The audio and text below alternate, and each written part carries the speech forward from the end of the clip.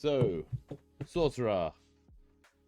What we have here is we've got Aberrant Mind, Clockwork Soul, Divine Soul, Draconic Bloodline, Lunar Sorcery, Shadow Magic, Storm Sorcery, Wild Magic, and Rune Child. If I had to guess, I'd say one of these, either Lunar Sorcery or Rune Child, is going to be the partnered content, and it's going to be broken. Let's have a look.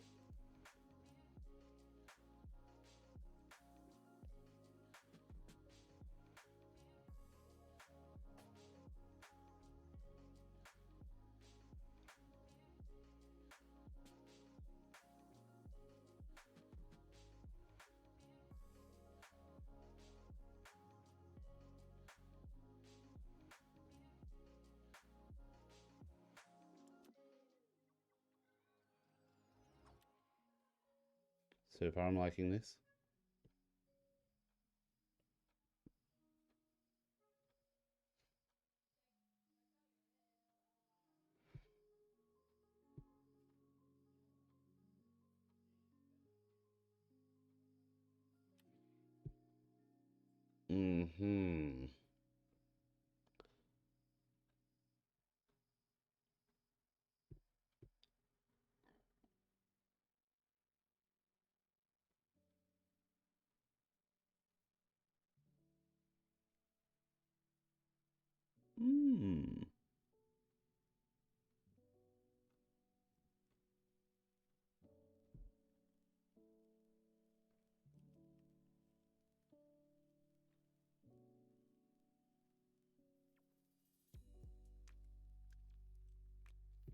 Wow, so it's basically really running off the sorcery points into runes, into powers, into defenses. So magically strengthening your body. This is kind of cool.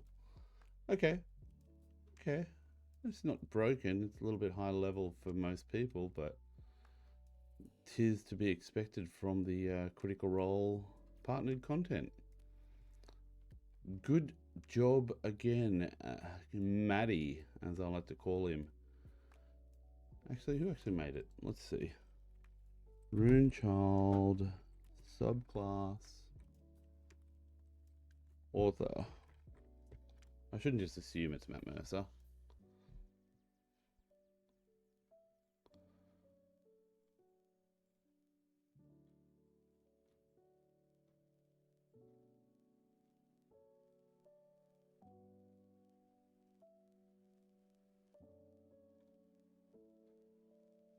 It says Matt Mercer, but it might be worked on it with someone. Anyways, one shot.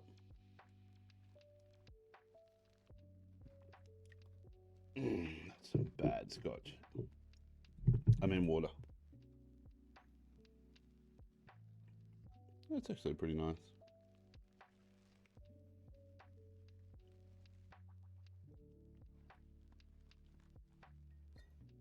It's sitting well now. Pregnancy warning. Alcohol can cause lifelong harm to your baby. Did not know the thing. Okay. Yeah, it's not there. Cool. All right, going back to the top. Aberrant Mind's my guess. Let me just zoom right in.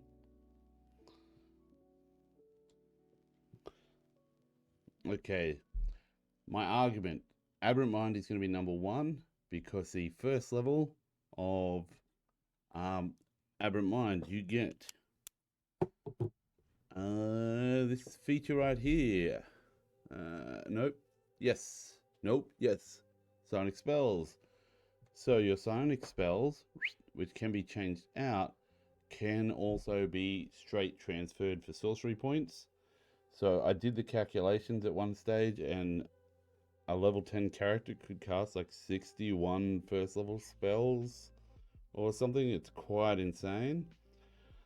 If you combine that with a blood test tube of blood, why does that sound wrong? Sorcerer item test tube blood. What the hell? What's blood?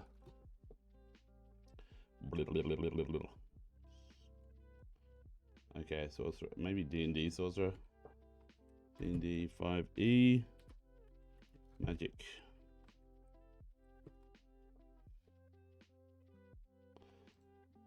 Bloodwell Vial. There we go. Bloodwell Vial.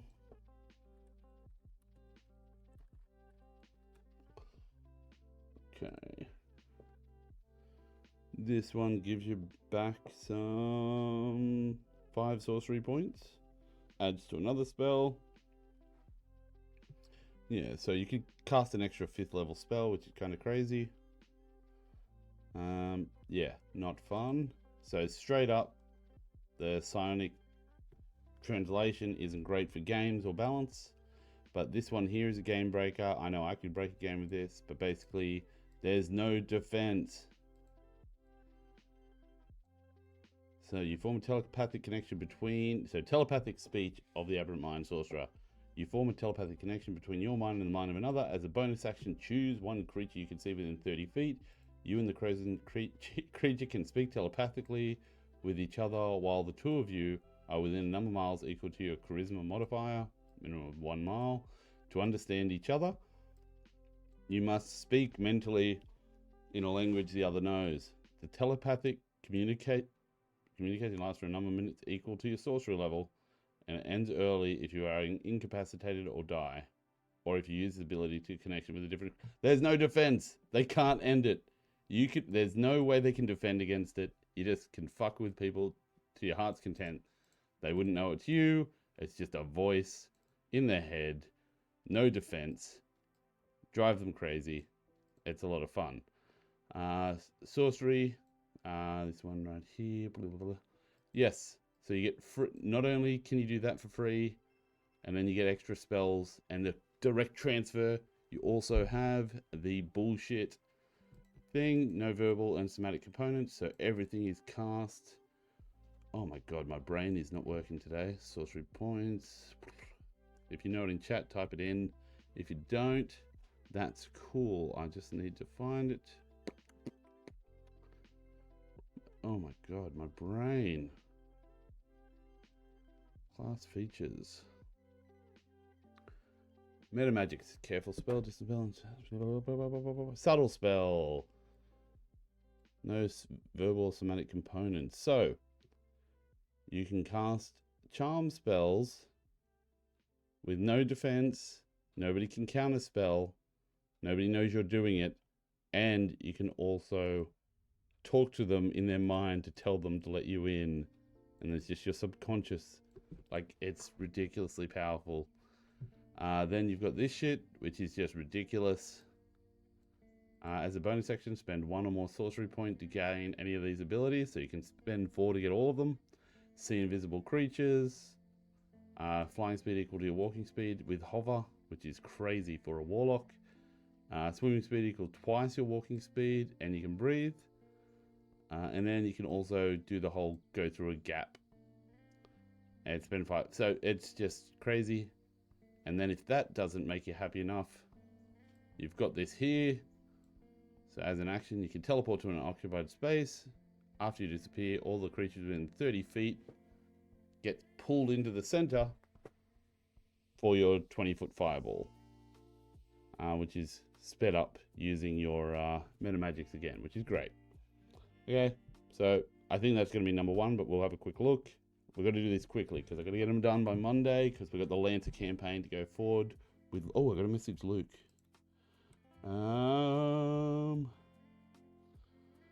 Big game, small pieces. Hey, beautiful. For finishing up subclass reviews on stream. Are you in for Lancer on Monday, on Mo Day night? Session 0, rolling into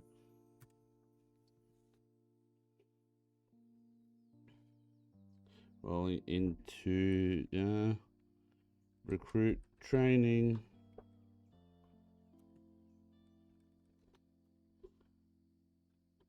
will be fun. Role reversal from real life. You will be my bitch.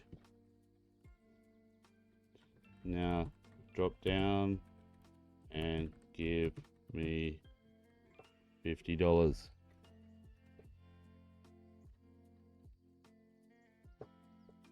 Basic training. Yay.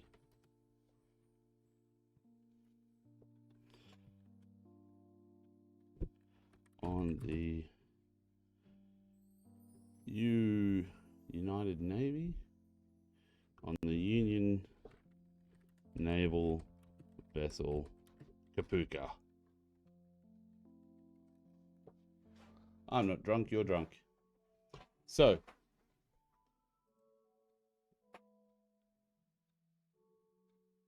oh,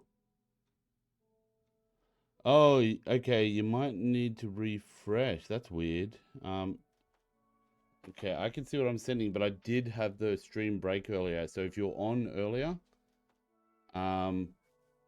it did reset and you might have lost video. I'll change scenes just in case and I'll come back. Thank you for that. Appreciate that.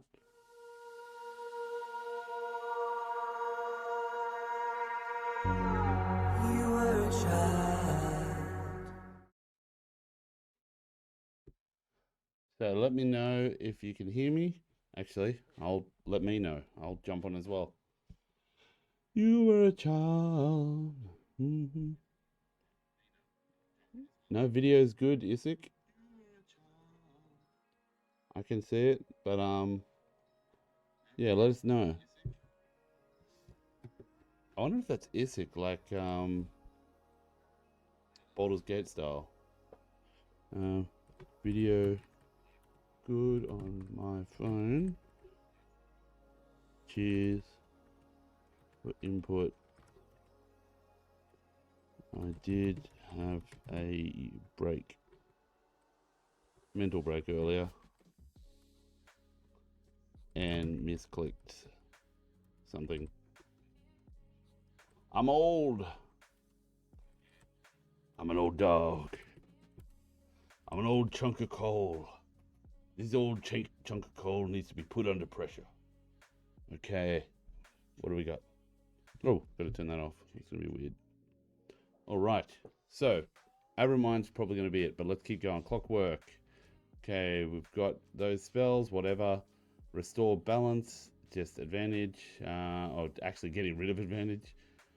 Bastion Law.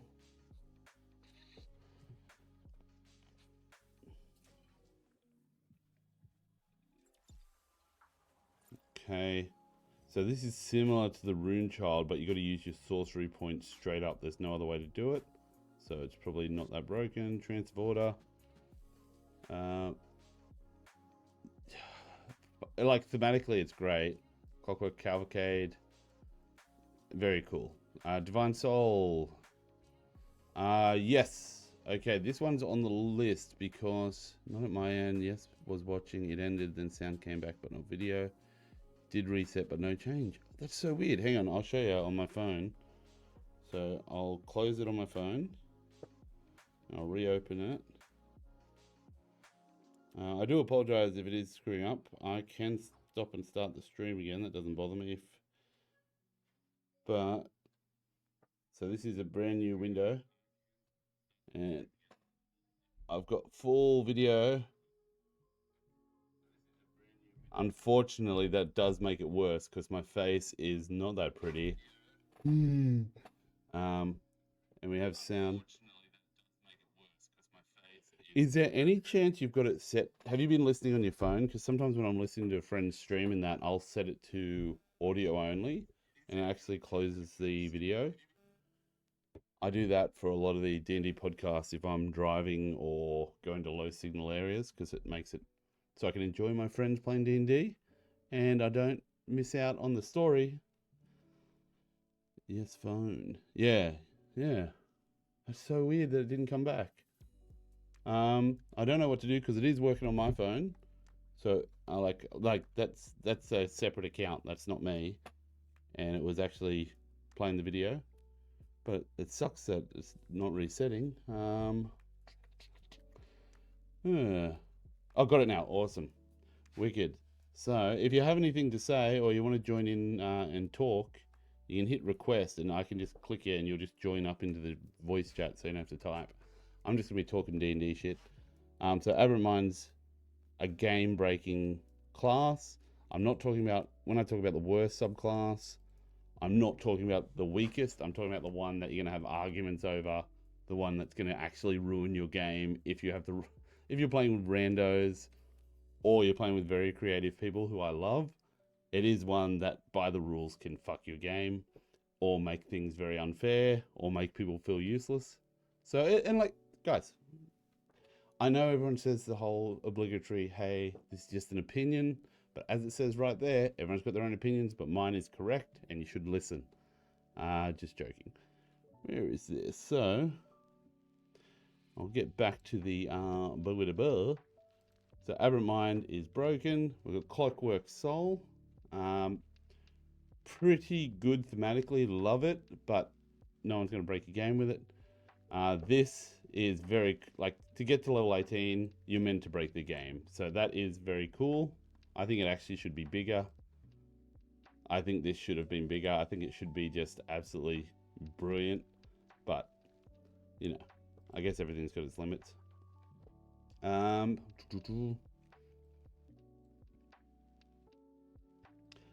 This is fun.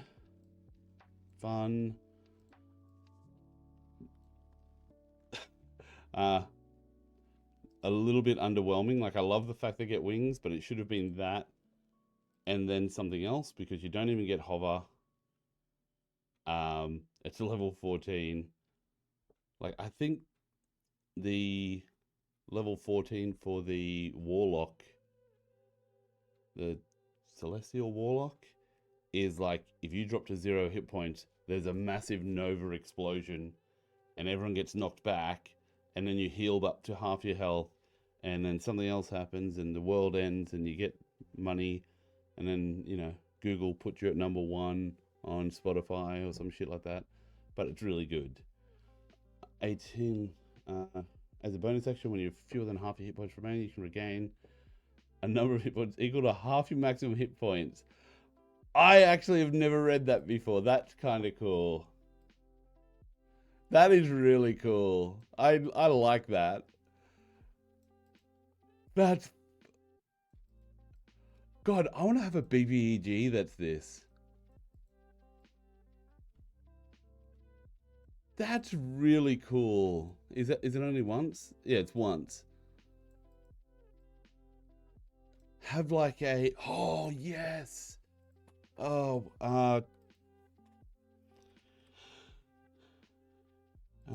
Constantine, Gabriel scene.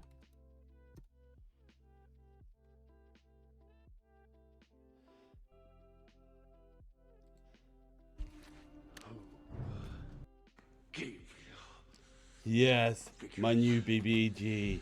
And the wicked she's so good.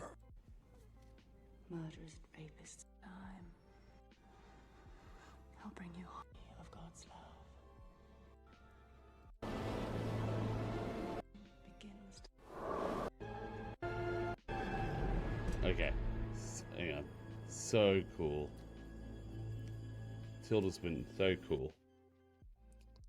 All right. So yeah, that's actually really... I'm gonna write that down. That's a cool BBG. Divine Sorcerer, level 18, trope, BBG. To go with my bard, glamour bard that you can't attack because they're too pretty. Okay. Draconic Bloodline. Is this breakable? Let's have a look. See. Resilience. Okay. Obviously, you can do Dex modifier, crank up the AC. Dragon Wings, Dragon Pressure. No. Lunar Sorcery. We're just doing this quick, by the way. So if you got any input, go for it. But we're doing it quick because I need to get to the point where oh, I got to turn off the press start. That's going weird with the chat. Yeah, I've got to get to the point because on Monday at like 7:30, I'm going live with the Lancer campaign with the Army boys. So I need to get this done, and I'm only up to Sorcerer. So we'll go through here. I haven't actually read this one, so I might have to read it properly. So it's a Lunar Sorcery. I've read all of them, but this one did skip me. When you finish a long rest, hang on, I need to have a quick drink. A little bit of this. Get in the mood. Reading mood. If you have a tradition, I always like to run one shots, but tonight it's a 2-shot. Okay, whenever you finish a long rest, you can choose which lunar phase manifests its power. 3, full moon, new moon, crescent moon. What about waxing and waning? Come on! Call down a radiant light of moon on your command. Sacred flame spell. Lunar boons, abjuration. Okay, I like this. Okay, so far I'm loving this. Who wrote this? Is this actually? It is. Okay, wizards, good job. That's a great concept for a character. Meta magic. Sorcery point by 1. Oh, that's good. Excellent. Okay, loving this. Waxing and waning. Here we go. Greater control of lunar phases. You can spend 1 sorcery point to change your current lunar embodiment phase to a different one. Cool. You can now cast 1 first level spell from each lunar phase without expending. This is great. It's not broken. It's well balanced. It's very thematic. I'm really enjoying this. Hey, get out of there. You can use your bonus action to shed 10-foot radius bright light and dim light additional feet. In addition, you and the creature of your choice have advantage on investigation and perception checks while within the bright light. You shed. Yeah, this is where Fizz and I were having a chat the other day about this stuff. Okay, cool. Thank you for telling me. What light works very weird in D&D. New moon, advantage on dexterity checks. Okay, I like this. Crescent moon is resistance to necrotic and radiant damage. Very cool. Okay, I like this. An 18th level. As a bonus action, you can tap into your special power. Alternatively, as a bonus action, change your lunar phase. Using waxing waning feature, you can immediately use the power of the lunar phase you're entering. Full moon. Your radiant moon. Is it once? Okay, is this once your bonus action benefits? You can't use that benefit again until you finish a long rest, unless you spend 5 sorcery points. So 5 sorcery points and a free one. Cool. Radiant moonlight. Each creature of your choice within 30 feet. Constitution saving throw. Will be blinded to the end of its next turn. Okay. And then it's got the positive negative. Succeed on you momentarily emanate gloom. Each creature of your choice within 30 feet of you must succeed on a dexterity saving throw against your spell save DC or take 3d10 necrotic damage. And at 18th level, that's going to be like 21, so it's not bad. Speed reduced to 0 until the end of the next turn. In addition, you become invisible until the end of your next turn, or immediately after you make an attack or cast a spell. Okay, Crescent Moon. You can magically teleport yourself 60 feet. You can bring along one willing creature within 5 feet. That creature teleports to an occupied space of your choice within 5 feet of the destination. In addition, you and that creature gain resistance to all damage at the start of your next turn. Ooh, this could be at the start of your next turn. So, yeah, they should have put that in parentheses. Because grammatically, that's all on your turn, but should it be the start of their turn? That could be an argument. But honestly, that's a really clearly written thing. I love this subclass. that might be right up there with with Aberrant Mind for top thematic subclasses. That's really good. Shadow Magic. I'm sure this is going to be a breakable one. Eyes of the Dark, Strength of the Grave. Dark Vision 120. Darkness spell doesn't cast. You can cast it, you can see through the darkness created by this spell. Strength of the Grave in your twilight state. Between life and death. When damage reduces to 0 hit points, you can make a charisma saving throw. DC 5 plus damage taken. On a success, you usually drop to 1. Radiant damage or a critical hit. Once again, BBEG, that could be cool. After saving throw succeeds. Okay, here's where it's going to get broken. Hounds of Ill Omen. 3 sorcery points. The Hound. So they're in darkness. They've got a Hound going after them. It's medium. Counts as a monstrosity. It appears temporary number. Half your sorcery level. So 3. So it's not that dangerous. It can move through other creatures and objects as if they went, and it takes 5 force damage if it ends up inside an object. At the start of its turn, Hound automatically knows its target's location. If the target was hidden, it is no longer hidden from the Hound. Okay, that's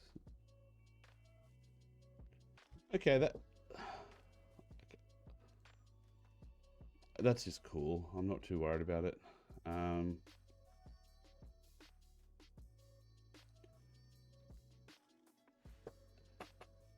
On its turn, it can move towards, attack its target. The Hound can make its opportunity attacks, but only attack its target.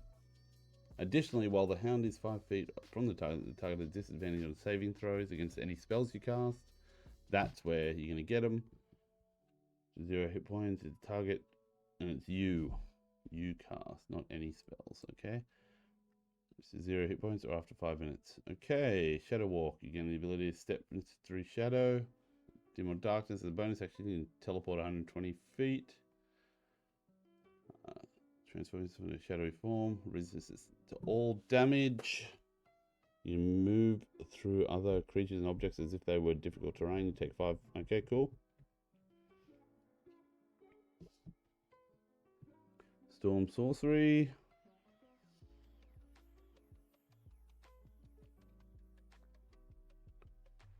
Not really worried about that. Like, realistically, anything past 14th level, like, that's kind of the line. Anything past there that's broken, you should be a high enough level that you understand it. But Storm's Fury, starting at 14th level. There we go. Okay.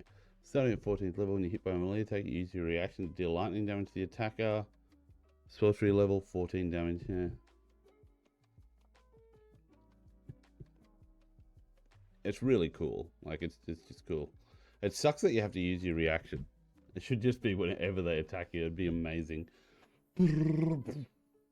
All the goblins fly off the edge as you just walk through them. Storm Guide. Suddenly, if it's raining, you can cause the action to rain to suddenly stop. If it's windy, as a bonus action, each round you can choose the direction the wind blows. Heart of the Storm, resistance to lightning and thunder. In addition, when you start casting a spell of first level higher that deals thunder or lightning, stormy magic erupts from you. The eruption causes creatures of your choice within 10 feet to take lightning damage or thunder damage. Choose each time, equal to half your sorcery level.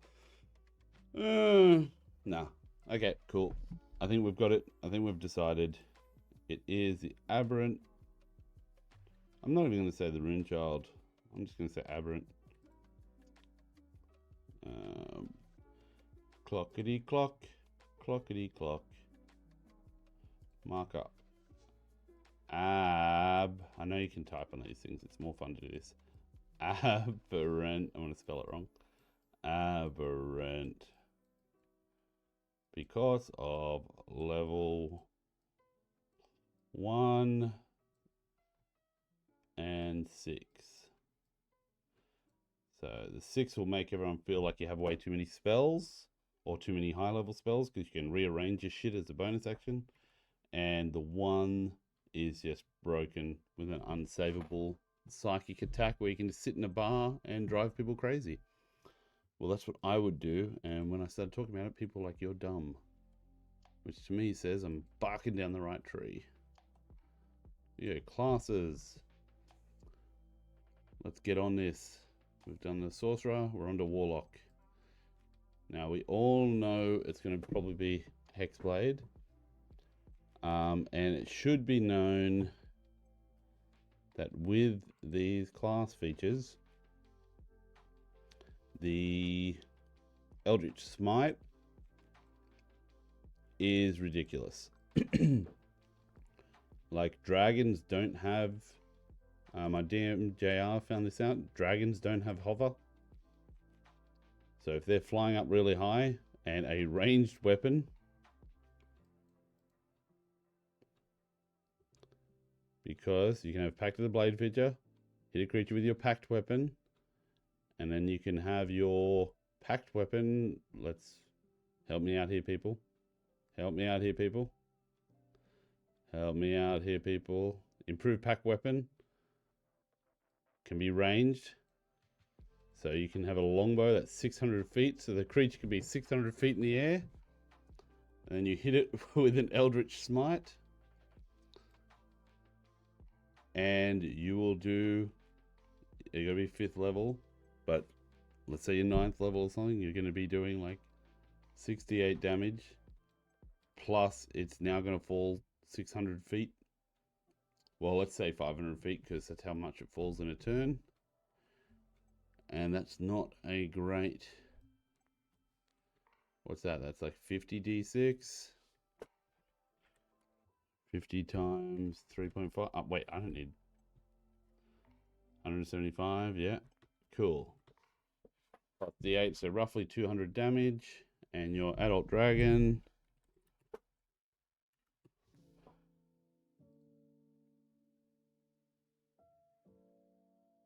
Okay, adult red dragon. D&D Beyond. 256. So you're down 200 hit points as it starts flying in. And let's just... There is no save here. So I'm going to say for Warlock, it might actually just be the Eldritch Smite feature, because that is quite the fuckery. Actually, let's look this up. What's the God mode? Come on, people. Isaac, you should know this. Damn it, Isaac, light. What is the DM thing when you gotta BBG reaction? Reaction.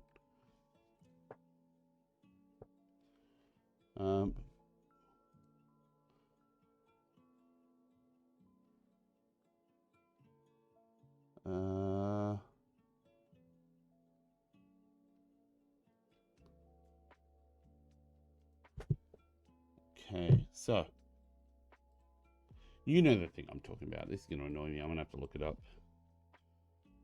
Oh, it should be on Adult Red Dragon. Legendary action. No, that's not it. Legendary resistance. That's it. Dragon fails a saving throw. There's no saving throw, so you literally just fall. Nothing you can do. All you can do is say the dragon's coming in at 600 feet.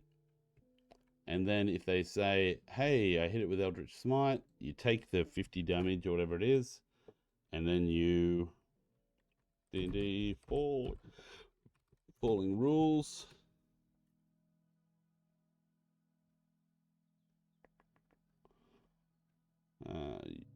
Here you go. If you're falling, you instantly descend 500 feet.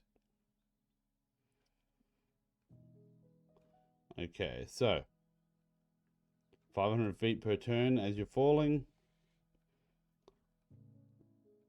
All good. So as long as it's 501 feet, you'll stop just before the ground. Okay. But yeah, so really Eldritch Smite is the game breaker, so I might put that down. But Archfey, we'll quickly go through. Nope. Nope. Beguiling Defense. Nope. Nope. Fathomless. Lots of arguments over this. Can the tentacles be summoned in the air? They have to be attached to stuff. Bit annoying. Oh, yeah, this one here. Black tentacles. So ebony tentacles fill a 20-foot square. For the duration, the tentacles are in there. Creatures in there must succeed on a saving throw. Restrained by the tentacles until the spell ends. A creature starts its turn already restrained by the tentacles. Now, this spell in itself is a pain in the ass because everyone argues whether you can see or not. Because they say, oh, it counts as darkness. I'm like, no, it's covered in tentacles. It's at least obscured. Even for people that can see through dark vision. Through darkness. Fathomless Plunge. Obviously, people argue about that. Because nobody actually notes water things they've seen. Okay, Fiend. Not too bad. I really like this one. It's really Hurl Through Hell. Starting at the 14th level, when you hit a creature with an attack, you can use this feature to transport them to the lower planes. The creature disappears and hurtles through a nightmarish land. At the end of your next turn, the target returns to the space it previously occupied, or the nearest unoccupied space. If the target is not a fiend, it takes 10 d10 psychic damage as it reels through horrific experience. This is like Doctor Strange sort of shit. I do like that. Cool. Genie. This possibly could be it.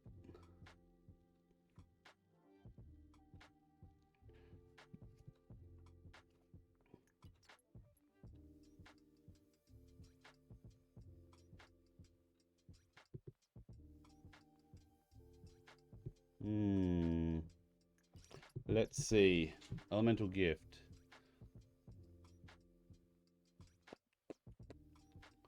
Hover. Very cool. Sanctuary Vessel. Very cool. Limited Wish. Okay, we'll come back to it, but Genie is one that can be a little bit manipulated. The vessel is a tiny object. You decide what the vessel is, and you can determine, or you can determine what it is. So, I think this one here, so it's a magical item, it's a magical vessel that grants you, it's a tiny object, it's a spellcasting focus. Let our powers combine. Oh, fuck yes, it is Captain Planet. You decide what object it is. So right there, that's abusable. So you could say it is a, let's say for instance, a deck of many things. Which I've done. Bottled Respite. Okay, so you get extra leave. Genie's Wrath, Elemental Gift. Sanctuary Vessel. Benefits of short rest for 10 minutes. Okay, cool. Awakened Mind.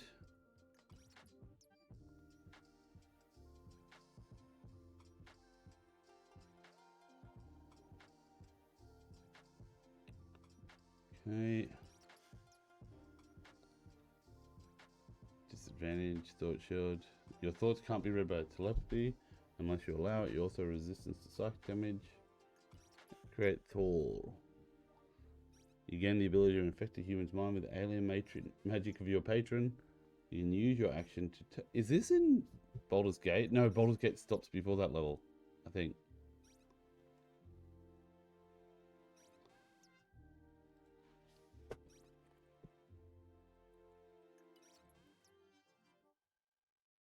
Yep. I gotta play Baldur's Gate. I gotta finish it. Okay. Yep, cool. Hexblade. Hexblade is annoying as a multi-class dip.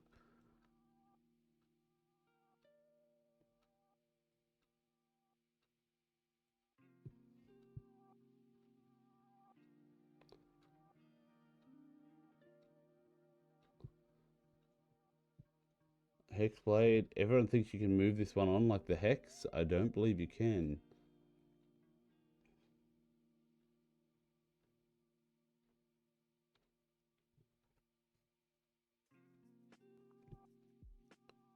Proficiency. So right there, it's pretty hectic. So if you're doing 4 elemental blasts, you're doing proficiency 5. It's an extra 20 damage if you hit. That's crazy. And then if you got hex on them as well, it's another, let's say 14.5 damage. Any attack roll, and it also crits. Hit points equals to warlock level. Yeah, it's pretty insane. Hex warrior, you also get to use your charisma modifier instead of strength and dex. Cursed spectre. So everyone thinks, so I reckon that's it there. Hexblade curse from a slain creature to another. You don't get that till 14. Even I thought that was part of it, like from the start. So you only get it once per short rest, and you get it once, unless you can transfer it with that one. Okay, form of dread.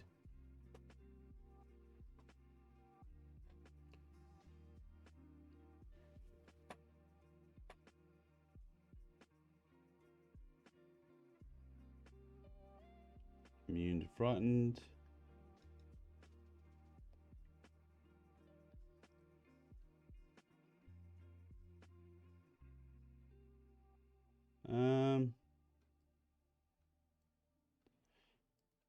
Oh, okay. Immunity is always dangerous. Because there's some creatures that deal almost exclusive necrotic damage. Let's just look up a lich. Let's do that. What's the new book coming out? What's that whispered one? What's his stupid name? What's his Vecna? There we go. Let's see what he does. Undying. Multi-attack. So 7 piercing. 2d8 necrotic. Necrotic. Blood of the Damned. Cool. Dread counterspell. Psychic damage. Haha. Rebuke. Necrotic.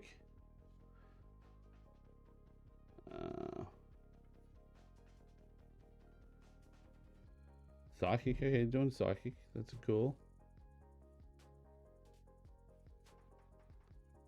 What do we got? Necrotic. Rotten Fate. The target must take 96 necrotic damage. Necrotic damage. So he becomes very weak if you've got these guys.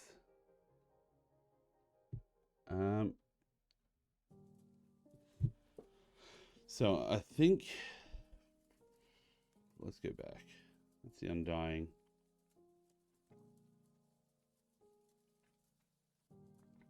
I think it's Smite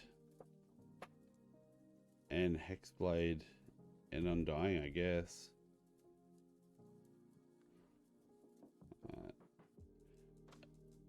Eldritch, Smite.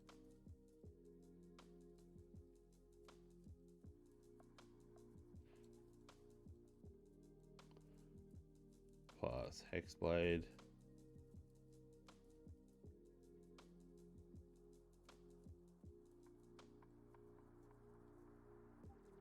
There we go. Okay, Wizard.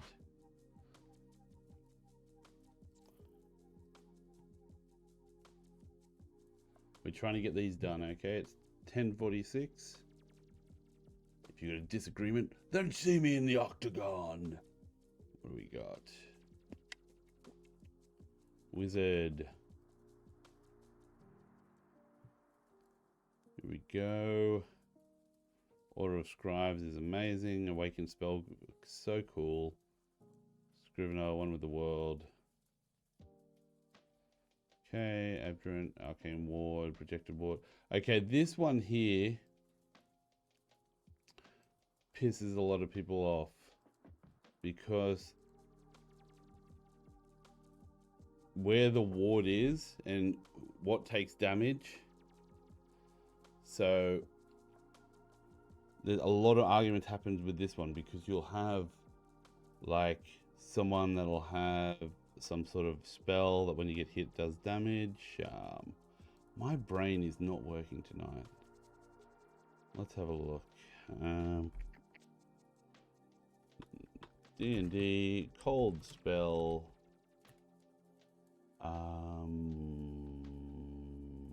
Warlock. Do I have to just look up spells? Armor of Agathis, there we go. So Armor of Agathis.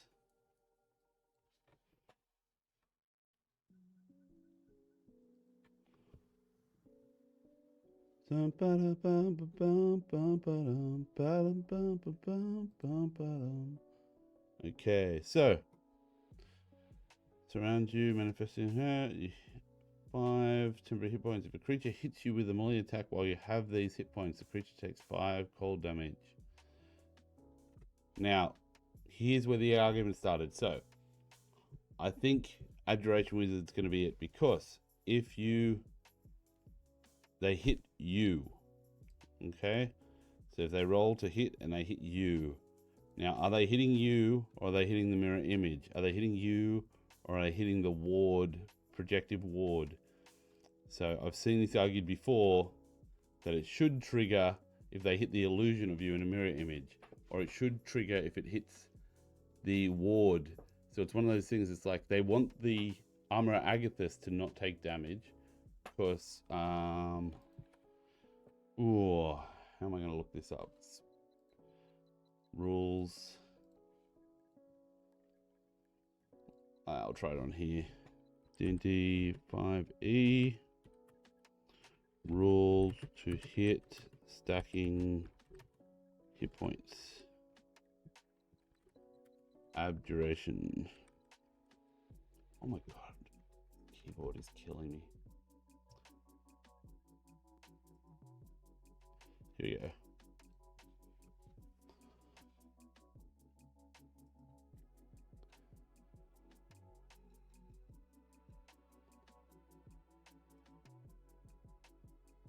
Arcane Ward. Whenever you take damage, the ward takes the damage instead. Temporary hit points. When you have temporary hit points and take damage, temporary hit points are lost first. Any leftover damage carries to your normal hit points.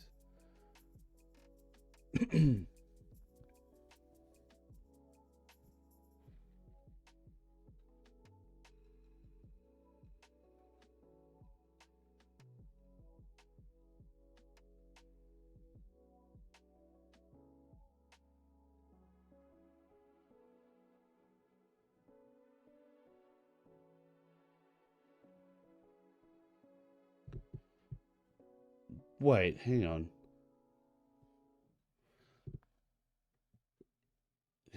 Especially at the start or end of the creature. 2 or more things happen at the same time. The person at the game table, where the player or DM who controls that creature decides on the order those things happen. Okay. However, you can redirect the damage to your arcane ward. You no longer take that damage. The ward takes the damage instead, which means you do not have to make a concentration check. Technically, this means the temporary hit points are no longer in consideration since you're no longer taking damage, unless the ward has less HP than damage than directed. Temporary hit points, on the other hand, are granted to your character as part of that character. Confer temporary hit points to a creature, so damage temporary hit points is still doing damage to the character. Calls for a concentration check.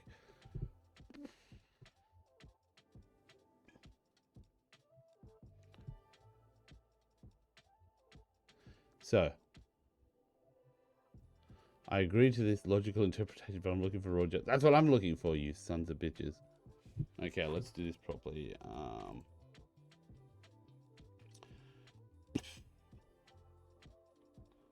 We're going back to basics, people.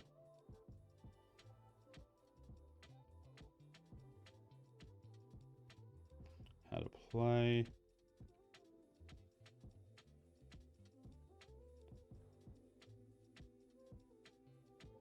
Conditions.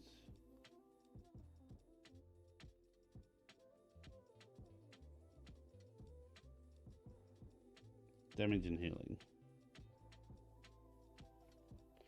Damage rolls, critical hits, damage types.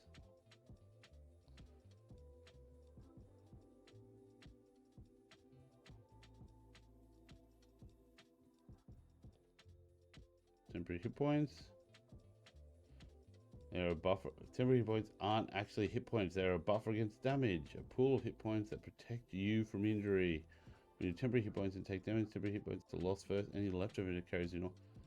Because they can exceed your hit point maximum. A character therefore can be at full hit points and receive temporary hit points.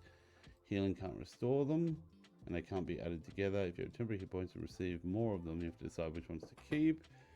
You got 12, and you've already got 10. You can have 12 or 10, not 22. 0 hit points receiving 2. Okay.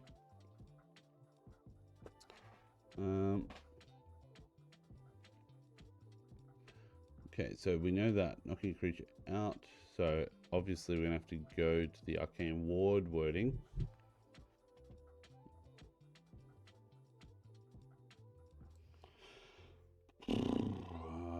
Wizard. I've already got this open. I'm an idiot, but I'm gonna go here.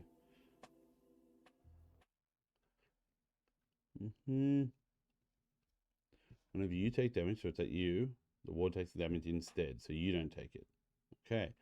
The ward has 0 hit points. It can't absorb the damage, but the magic remains.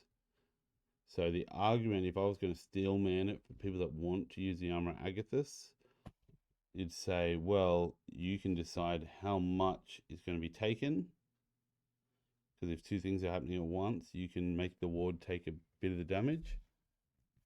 And just take 1 point off that, and then off the Armor Agathis, and then they take the full damage of the Armor Agathis, which would be the Warlock level. But yeah, I can see arguments happening there. I just had a little self-argument then.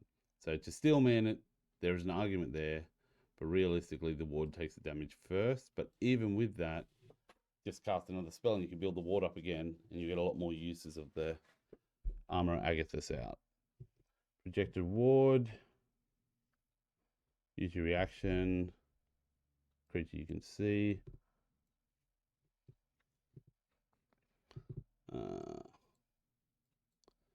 When you cast an abjuration spell that requires you to make an ability check as part of the casting of the spell, counter spell just spell. Added proficiency bonus. Very cool.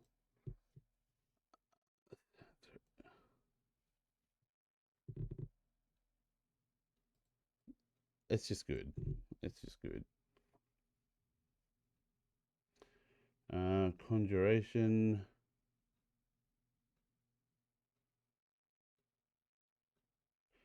Very cool.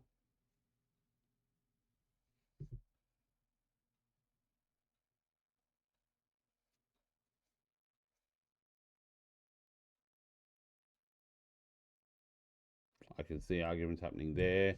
If you jumped off a cliff and there was a charmed creature, could you make them swap places? Yes, they would take damage and result in them taking damage.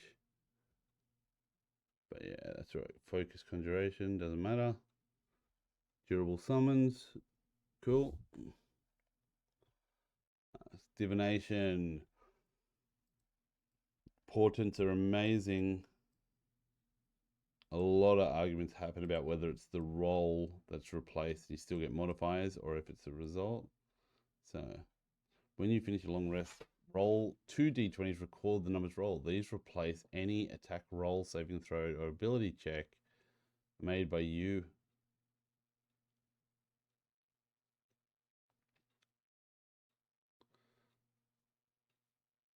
So the attack roll would be 28, which would be 20. They rolled a natural 20, or they were going to roll a natural 20, and then they got a +8. But you told them that they got a 4, and that would replace the attack roll. Okay. You must choose to do so before the roll, and you can replace the roll in this way once per turn. So that, and that. Okay, lots of arguments there. So can see it happening with there, can see it happening with there. Third eye. I actually really like these ones. 3d20s, that's awesome. School and enchantment. This can be really annoying if you play a whole heap of characters that are immune to an enchantment. Communications here.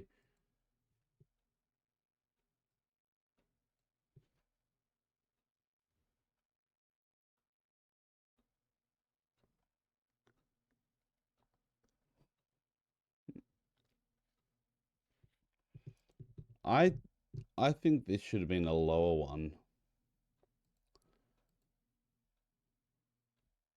Just so they could use the friend spell.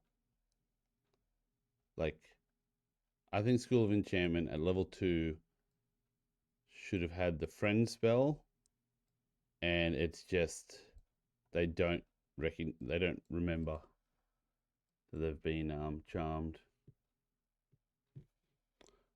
Sculpt spells, powerful cantrip, overchannel. Cool.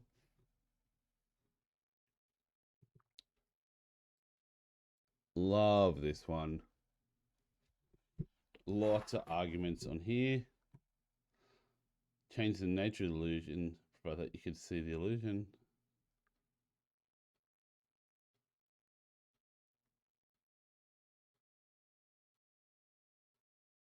It remains real for 1 minute. It's great. It's really good. BBEG or for a training. I did this for training in one of my campaigns. They were playing in like a Percy God scenario. That was a really cool like DMPC. School of Necromancy. Yeah, it can be broken, but that honestly, it's all pretty straightforward how to do it. So realistically, it's between divination, because I think it's most critical role and most like it's just more fun to fuck the DM with the actually this is what you rolled. Having to do it before when you only get 2 a day is a bit shit in a role play heavy game where you might only have one chance. It just means that you have to do it every time, which makes it less impactful. What up, homie? No, dude. I got my thing on. Cool. Okay. What do we got? Necromancy. Nah. War magic. A little bit annoying, but not really. LAB. I might actually treat myself to a little break in a sec. Here we go. Pattern content. Who's ready for it? Considered taboo by many societies and magic practitioners, the use of blood magic, also known as hemocraft, is a rare art that harnesses the latent powers of a creature's vitality to fuel and amplify the caster's own capabilities, while manipulating and weakening the bodies of enemies from the inside. Some of the more macabre mages seek to empower their arcane pursuits, turn to hemocraft as a means of bolstering their spells, giving their own life's blood to reach new heights of frightening magical prowess. Cool.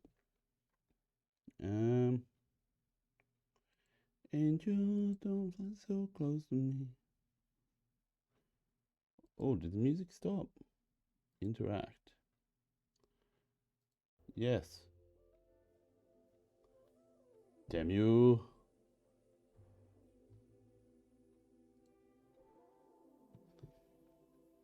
Okay, so blood channeling.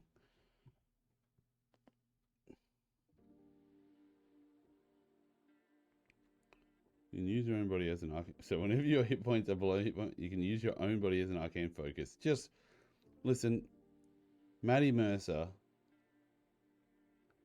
The shit might be a little bit power creepy, but let's be honest. If you've been playing the game non-stop, you want to make shit more interesting and more, not controversial, more impactful. So you're looking for something to be more impactful, more meaningful. So I get it. I'm not judging the fact that they're generally just a little bit power creepy, a little bit more than our other friends. But the language he uses is better than wizards. So like when wizards do their subclasses, even when they're great subclasses, it's a little bit clinical, and I feel like the people doing it are doing their job. They're like keeping it, there's a pattern to it, a flow to it. It's like they're speaking it like 72 beats, just a nice cadence, like as an action you can magically force or a large or smaller creature you can see with it. But then you go off to blood magic. It's like when you choose this arcane, it's like you're going on a verbal journey with Maddie Mercer. You are able to use your own depleted life essence to channel your magical abilities whenever your current hit point. So it's like context and then meaning. Material. Casting with a spell that requires a costly material, you can forego that component by taking 1d10 necrotic damage per 50 gold. Like, this is just awesome. This should be a generic D&D rule. Like, it's really good. Like, it's so, hang on, let's actually check this out. Okay, so like, fuck, hang on, I'll do this. I'll do this. Ready? D&D Beyond. Game rules, spells. Where's the spells? Here we go. Let's go cleric. No, it's got to be wizard. Spells wizard. And we'll go.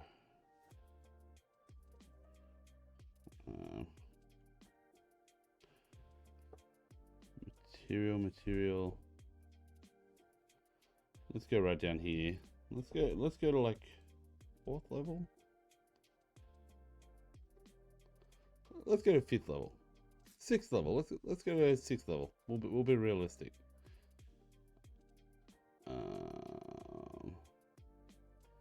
No.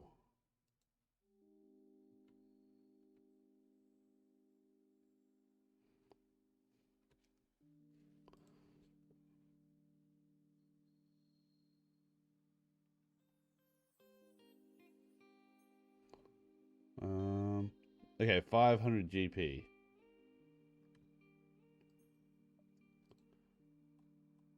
So we'll do this one.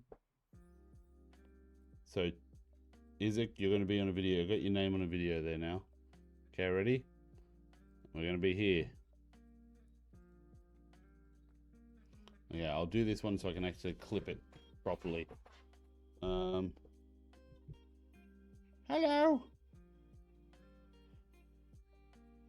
This is the pillow my children used when I went away for work, because I went away so often. Wah. Let me find something. Oh, nothing. Okay, I don't need anything. Okay, here we go.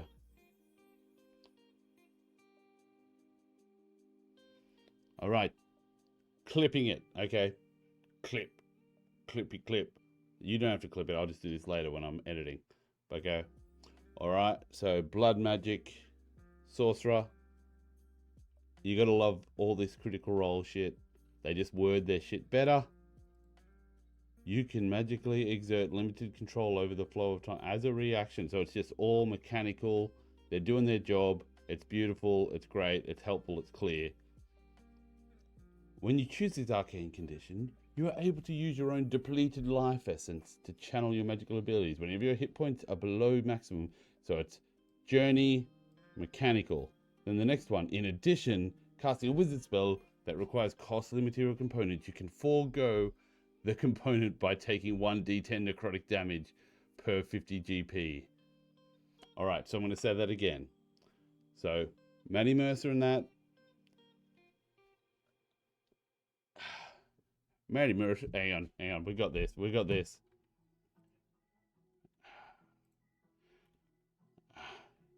It's Blazing Saddles. You use your tongue prettier.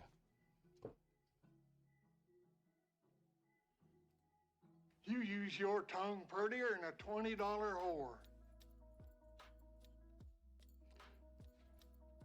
Let's try this one. Further down, to the right.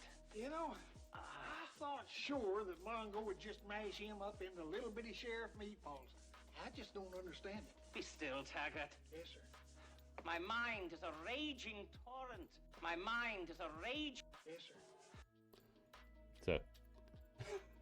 So, I love this. I'm so bad at clipping stuff. I'm better at just rolling. So, Maddie Mercer. I'm not even going to say Critical Role, Maddie Mercer. When they word this shit, they just do it better. So, War Magic. At second level, you learn to weave your magic. So, it's just a cadence, nice and slow, relaxed. They're getting information out there. Blood Magic. It's like when you choose this arcane tradition at second level, you're able to use your own depleted life essence then mechanical. Whenever your current hit points are below hit point maximum, you can use your own body as an arcane focus. Very cool, but then it goes on. In addition, when casting a wizard spell, so this is the Blood Wizard, when casting a wizard spell that requires a custom material component, you can forego the component by taking 1d10 necrotic damage per 50 GP. Oh, that's beautiful. This damage can't be reduced anyway, and if it reduces to 0 hit points, the spell fails, but the spell slot is not expended. So, bam! Absolutely nailed. Fixed a D&D problem, and also captivated me with their language. Like this. This is Maddie Mercer in Blazing Saddles. My mind is a raging torrent, flooded with rivulets of thought, cascading into a waterfall of creative alternatives. That's Maddie Mercer, and this is me. God darn it, Mr. Lamar. You use your tongue prettier than a $20 whore. So true. So goddamn true. I'm a little bit outclassed. This is what happens when people read fantasy books and they retain the shit. I watch the stories, I watch Marvel, I love it, and then I say, it's really good, the guy hit him with a stick. I'm a bit of a bogan. But yeah, so I really love that, and just to go into it a little bit further, so this solves so many problems. I really I've done this sort of thing before when people are casting spells and they want to go past what they do. You make them do like a spellcraft check, and then sort of however bad that is, you factor in how much damage they're going to take. But I didn't think about getting rid of the cost of the components. So this is really cool. So your friends died. You want to do some sort of necromancy, bring them back spell. Let's say it's 1,000 GP. So that's going to be 20 D10. So you're going to be roughly, as a sorcerer at that level, going to be 96 to 120 hit points. So that's 500 for Magic Jar. But let's have a look. What did I say? 20 D10 times D10.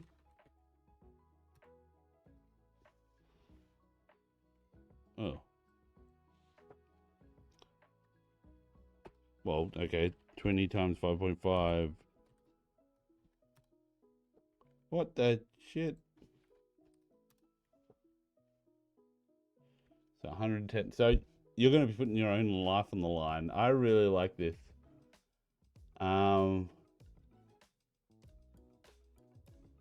It's just good. It's just good. I like it. That's really cool. Sanguine burst. Okay. Boosting its when you roll damage for a spell, first level high, you can choose to take necrotic damage equal to the spell's level and roll a number of damage dice up to your intelligence modifier. This damage can't be reduced.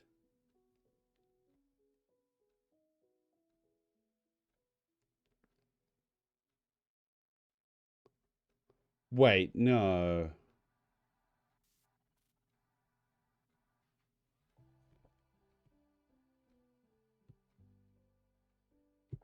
So, at second level, you learn to weave your life force into the spell, boosting its intensity at the cost of your vitality. Whenever you roll a damage for a spell you've cast at first level or higher, you can choose to take necrotic damage equal to the spell's level.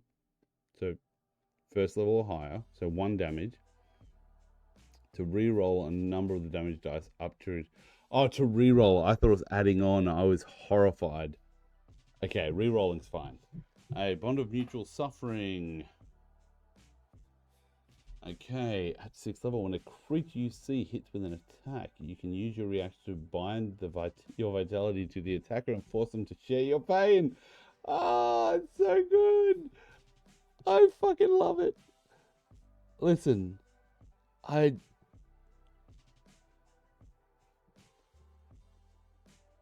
thematically, he's got it down pat. Like, Critical Role makes great subclasses. I like it. I don't know who's working with him or whether it's just him on Adderall just going crazy or him just mushrooms going crazy or just him creatively going crazy. But like, I feel like these characters in Critical Role are always following the subclass. Even like, oh, Jester? Yeah, even Jester was like a trickery cleric. There was lots of shit going on. Very interesting. But I do think Dimension 20 does. I'd love to do a tier list of the podcast, but I think the way that they skin subclasses in Dimension 20 is a lot less down the rule. Like, it's a lot harder to follow because they skin them so well. It's, you know, they got Murph there. Murph's a goddamn god. And Emily, like, power couple of D&D, king and queen. God damn.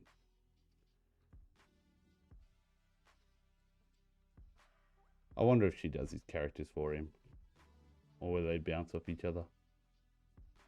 Okay, but yeah, very cool. But we'll move on. Chronergy Magic. This was another Critical Role one. I love this one. Initiative rolls, very cool. Stasis, this one pisses you off, but it's cool. Convergent pulls them all in. Yeah, cool. Oh no, Gravity's Convergent. What's this one?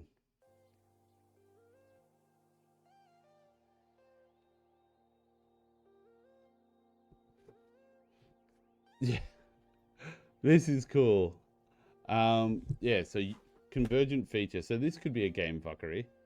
You can peer through possible futures and magically pull one of the events around you, ensuring a particular outcome. When you or a creature you see within 60 feet make an attack roll or an ability check or saving throw, you can use your reaction to ignore the dice roll and decide whether the number rolled is the minimum needed to succeed or one less. When you use this feature again, you gain 1 level of exhaustion. So you're just making shit happen, which is cool.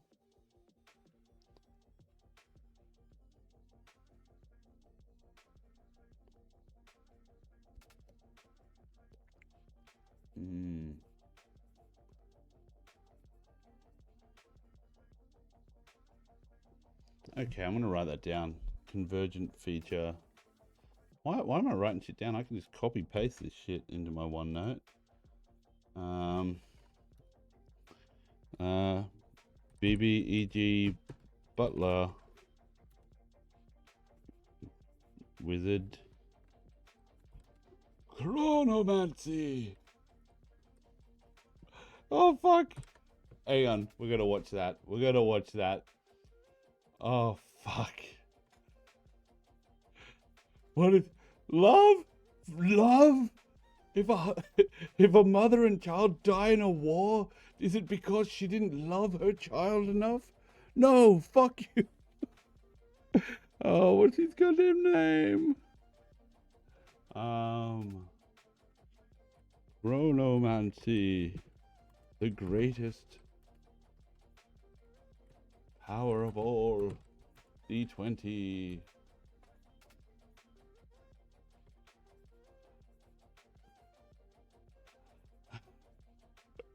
Alright, let's... Remember, Kristen, the greatest magic of all. Do you remember? Is friendship. What the is wrong The with greatest you? magic of The all. greatest This winter at Disneyland. Friendship? Are you are you No, are you no. friendship? Friends die all the time. Magic What of an all. insane... The greatest magic of all is the devil making us believe he doesn't exist. No, that's a saying. No. Listen to me. Friendship, love, all this. Love is the greatest magic of all. So, in a war, and a mother and her children get iced in an alleyway outside of their home, Fucking what's the Ted. problem is they didn't love each other enough. That's crazy, Kristen. Yeah, I That's know. crazy. Love is not magic. Magic is magic. Love is love. Okay, what's the answer, cokehead? Chronomancy, as I said, at your your first first day, day. the greatest magic of all is chronomancy. Around your neck, by your dog tags. Uh-huh. My watch. Remember, Kristen. So fucking good. So fucking good. Oh, God. If you haven't watched that fucking series, it is Fantasy High. It's free on YouTube, I'm pretty sure. I'm going to double check that. I feel bad. YouTube. I'm going to plug shit, okay? We're going into a break in a sec, so I'm going to plug shit. Fantasy High. Let's have a look. Fantasy High. Pretty sure. There we go. Fantasy High. 21 videos. Whole heap of shit. It'll get you hooked. Absolutely awesome.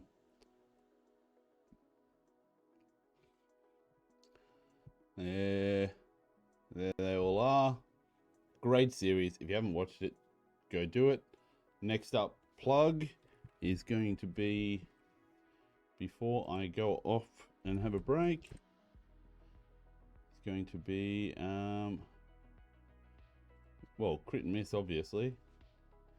Go see Crit and Miss. Great channel, good people. They're on, I don't know. At the moment, Thursdays is World Render, Fridays is Rogues, Renegades and Runaways, and we used to have 2 other on, but we'll have to get back to that. Then we got Social Pillar, which everyone should be watching, but they just did 50 episodes. But they've only got 105 followers, which makes no fucking sense because they're way better than me. They're way better. They're better than all of us. Yeah, there's someone that you could turn to. Like, let's say you're facing this way, and you want to turn your head this way. When you turn this way, Social Pillar is what you want to see. It's a channel you'd like to turn to. But very, very fucking good people. Talking fun D&D stuff, fun tabletop stuff, but also a little bit higher level stuff as well. So they actually talk about being a DM, talk about running games, talk about stuff. So yeah, definitely get out there and do that. So I'm going to go to a break and just go for a little drinky poo, grab a beer, and I'll be back. So hopefully got that on. I'll mute my mic.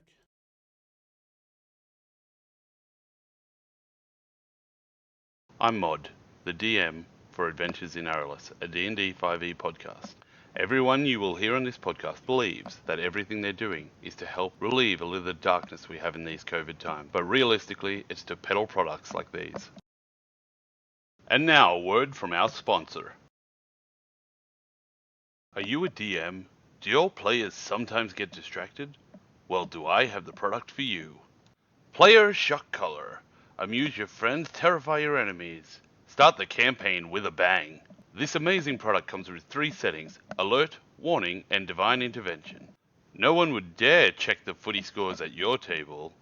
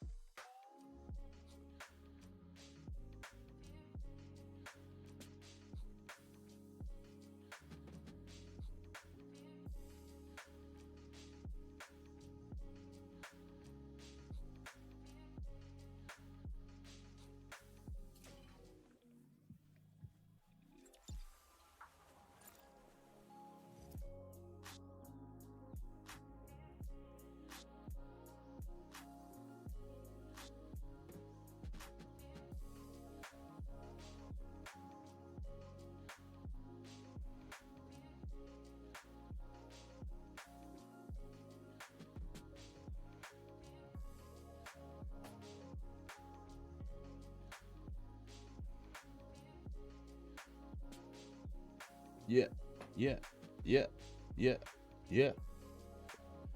Here come the MIB. Here come the MIB.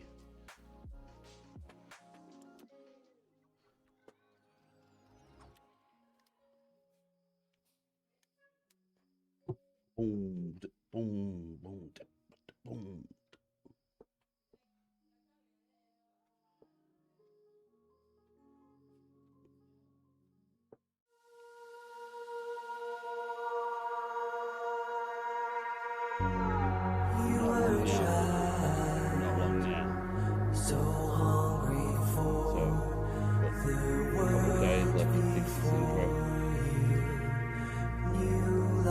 Time for Lancer, baby. I've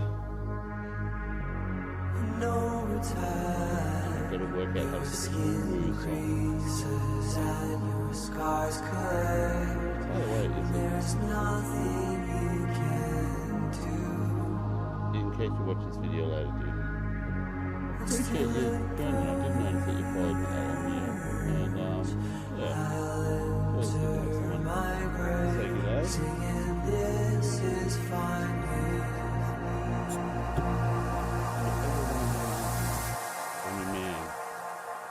I'll talk absolutely anything.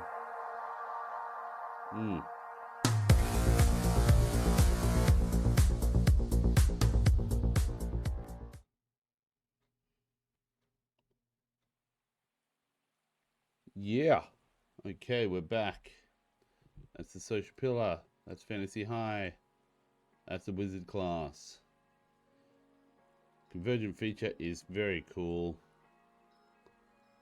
And really, this sort of stuff is really cool, but it's not really game breaking.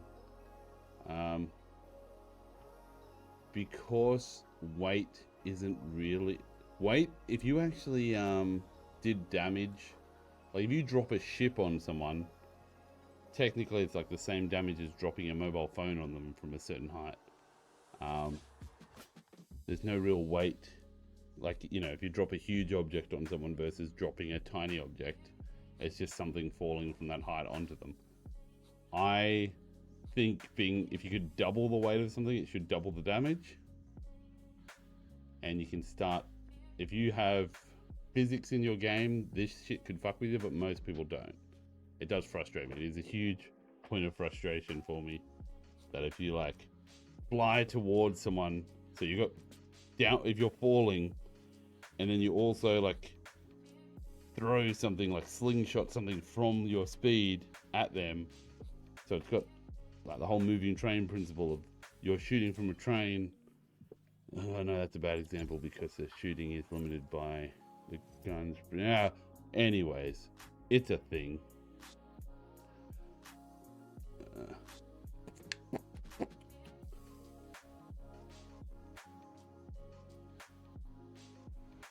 I do like the violent attraction though, it's really cool. See, like increase, so you can double their weight, but you can use their reaction to increase the falls damage by 2d10, which they're gonna be within 60 feet, so they're only falling max 60 feet. So that's pretty relative, that's good. Okay, cool. So you could do something with that, but it's level 10, it's only a couple damage. So I'm gonna say divination and transmutation, because I've already seen people try and, you know, transmute stuff and sell it.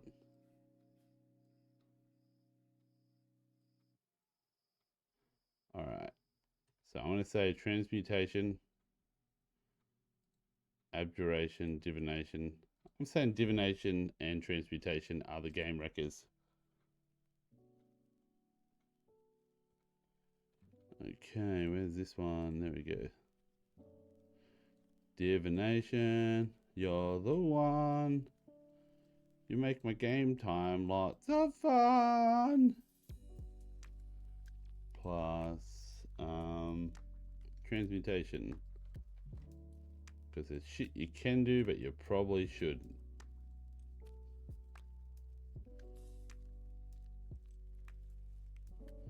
And I will put in a special mention for sorcerers for transmute magic.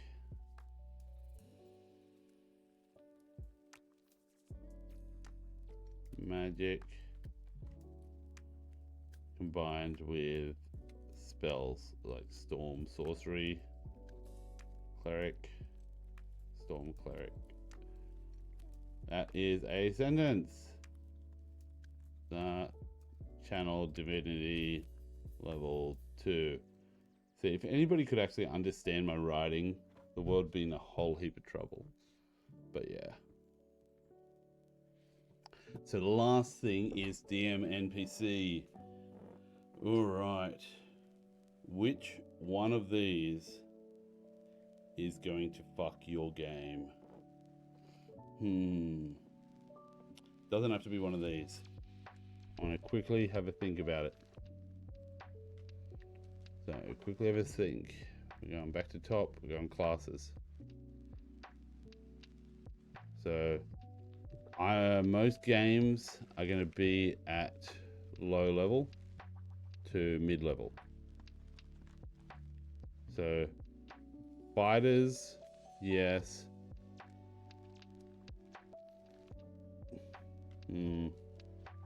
Artificers, no. I think it's going to be the rogues. But skill monkeys with magic, which one would you not want to see?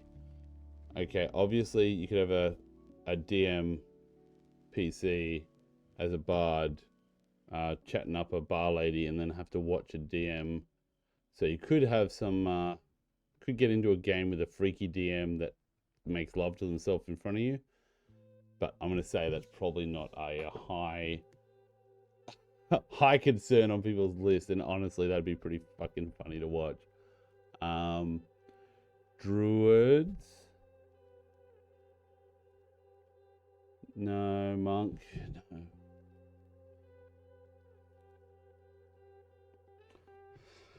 Fighters. Okay, it's got to be between the paladin, what do they call it? A good honorable paladin, a good lawful good paladin, and a skill monkey rogue assassin. So here we go. It's got to be the subclass. So rogue, that's an R, people. That's an R, regardless of what you thought. Rogue assassin. And I say that with love in my heart for the rogue assassin that I played with, because she was fucking cool, but I was inexperienced then, and I just thought it was cool. But I could see how people could get upset if somebody was playing a game for you. Now we've got this one. Do I have the mic off? No, mic's on. Yes, I did it, people. I came back from a break and the mic's on. We've actually done it. Tasha. Background Lancer.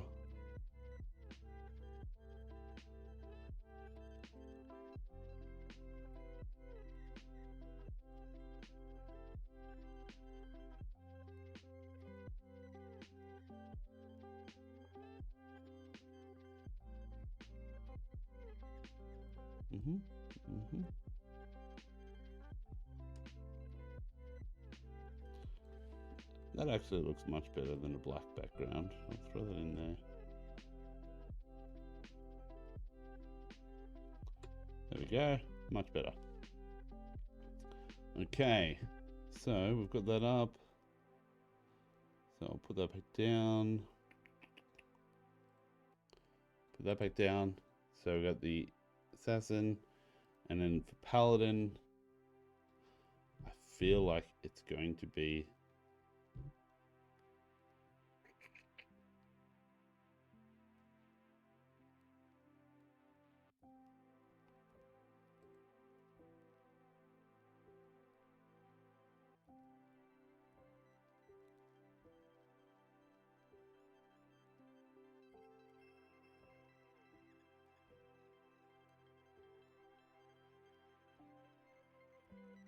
no.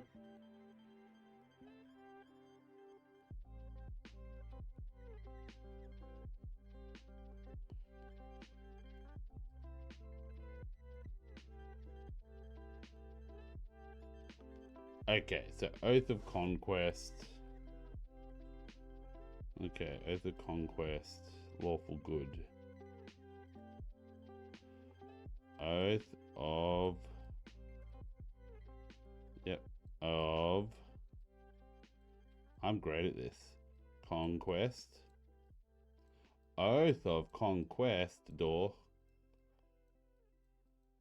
Lawful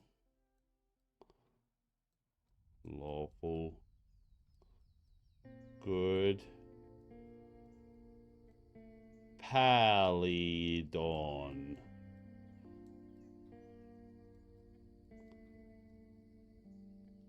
We did it, people. We did it. That's all of them done. I know you're stoked. I'm stoked. We're all stoked. Okay, so to run through them. Alright, the subclasses that are hidden in this code that will break your game or have the potential to break your game. So we're going back to here. Defining the worst. The worst is a controversial and universally miscommunicated hidden factor. How does one define the worst? Obviously, everyone will have their own definitions. However, my definition is correct and as follows.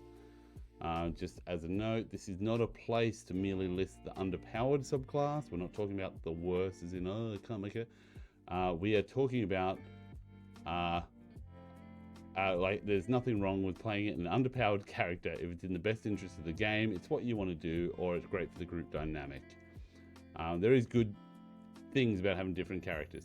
The worst subclass will be defined by its potential and probability that the subclass will upset game mechanics, unbalance parties, cause power creep, ruin an encounter, and confuse everyone. And let's face it, piss off the DM. Because once the DM's pissed off, they start adjusting encounters to try and fuck you. This isn't everyone. Obviously, some DMs can handle it, but it does happen, and it's just something to be aware of in your games if you're not very experienced and you want to avoid these. Obviously, all this could be avoided by talking or being reasonable. But first of all, before I go on to a synopsis of the choices, I will say tonight I'm drinking a water. It's a John Boston water, and it is a apparently it was the first water brewer in Australia. And what I will say, it's a golden ale, and the reason I bought it is because it's water, obviously, but it's advertised as golden ale, smooth and biscuity. Now, I don't know if you'll be able to see that, but smooth and biscuity should be written under that golden ale. Oh, hang on, we almost got it, there we go, smooth and biscuity.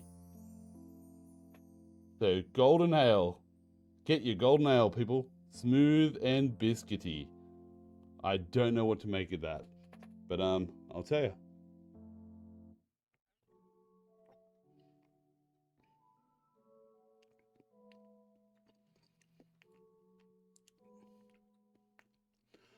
Oh, that's malty as fuck. Yeah, it's good. It's not bad. It's not bad at all. Yeah, malt, color gold, taste smooth and biscuity, bitterness 1 out of 5, malty 2 out of 5, and once again, alcohol can cause lifelong harm to your baby. Poor baby upstairs. So going on to the classes. So we've defined worst. Now we're going on to what we had. So we had Path of the Beast because of all the different buffs that it can give the team.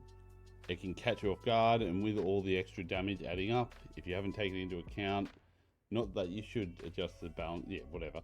It's the highest one, but of the partnered content, the Path of the Juggernaut, there's a lot of movement around without saves and things getting knocked up and around. Very cool subclass. Just be aware your little bad guys are gonna get thrown around a lot. With the Bard, with the Eloquence Bard, so lots and lots of trickiness there, and the College of Tragedy, which I think is really cool once again, but partnered content with the power creep as we spoke up earlier. It's a beautiful subclass. Honestly, the way this is going to ruin the game is... so Eloquence will ruin the game by people being able to pull shit off with... It's fairly broken subclass, the way it can manipulate characters. The College of Tragedy, the way it'll break the game is most people won't understand what's going on. It literally talks about doing soliloquies, which is like where you talk about how you felt in the motion. So like, you know, it's if somebody rolls a nat 1, you can use your bardic inspiration to use a soliloquy and then do something where you buffs. It's crazy, but basically it's like somebody rolls a nat 1 and falls in their face trying to climb a wall, and then basically the game stops, and Deadpool style your character's like stepping out going, he fell on his face, this wasn't the first time it happened, and I knew this was going to be a long journey. And like an old 1930s detective, it's great for role play, but it's going to piss a lot of people off that are just there for combat. So it's one of those ones that I would treat sparingly, and I do want to see it in a Critical Role game, because I would love to see how they handled it. I have a feeling that that one might come up in Dimension 20 eventually, because that is interesting. It's very interesting. I might actually search that now. I'll find out. College of Tragedy live stream. Tragedy Bard D20. Let's see if that comes up.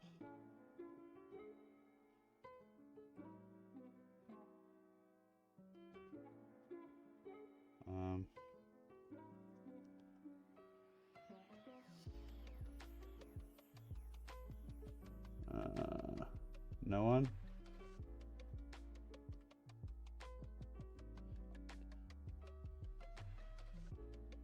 Like, I love the College of Tragedy, but like, I'm not having a go at it.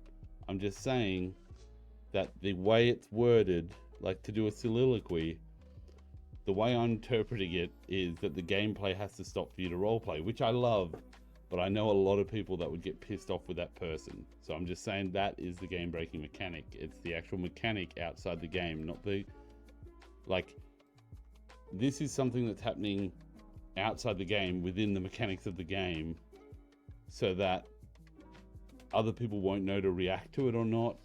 Like, they're doing a soliloquy where they're stepping out and speaking to the audience about their feelings and the way things made them feel.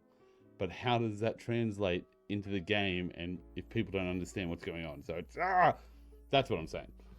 Order of Twilight, because of the bullshit hit point adjustment, it will get to a point where if you don't do crazy heavy damage, you won't get through it. And if they combine Twilight with Peace, they'll keep healing and buffing and temporary hit points. It's not great. Druid, also with temporary hit points, it will be doing concentration checks. Druid Blighted was quite crazy. There's lots of shit spawning everywhere, and Shepherd is kind of nuts with its buff to all the creatures. So you can end up... The reason Shepherd breaks is it's harder to kill off the creatures because all the creatures are buffer, but also if you have a whole... We had one game where we had a Shepherd Druid and then somebody else, and everyone was casting all these familiars, and they were summoning all the different fey creatures, and then the actual character, the bad guy, was a necromancer. So that combat took like, every round took like 2 hours, because they were trying to remember who's rolling next, and like the 15 skeletons had to roll, and then the 6 centaurs, and then the 8 pixies, and then the wolves. And then it just got to the point where like everyone was like, oh, I'm just going to play on my phone. So that's it there. Then we got the Fighter. Rune Knight is dumb. It's a BBEG class. Echo Knight, the level 7. The level 3 ability, once it goes to 30 feet, it dissipates. But the level 7 ability allows your creature to run like up to a mile away from you and not become uncast. So it can basically run through a dungeon and then you can just recast it. So it's you know, it can get all the intel for you. It's pretty crazy. Monk, the Cobalt is cool, but there's a lot of shit where you're getting information, interrogations, and you get unlimited reactions, which can be very breakable if you combine that with because I believe the staff is one of the weapons and the spear is one of the weapons listed for the Polearm Master.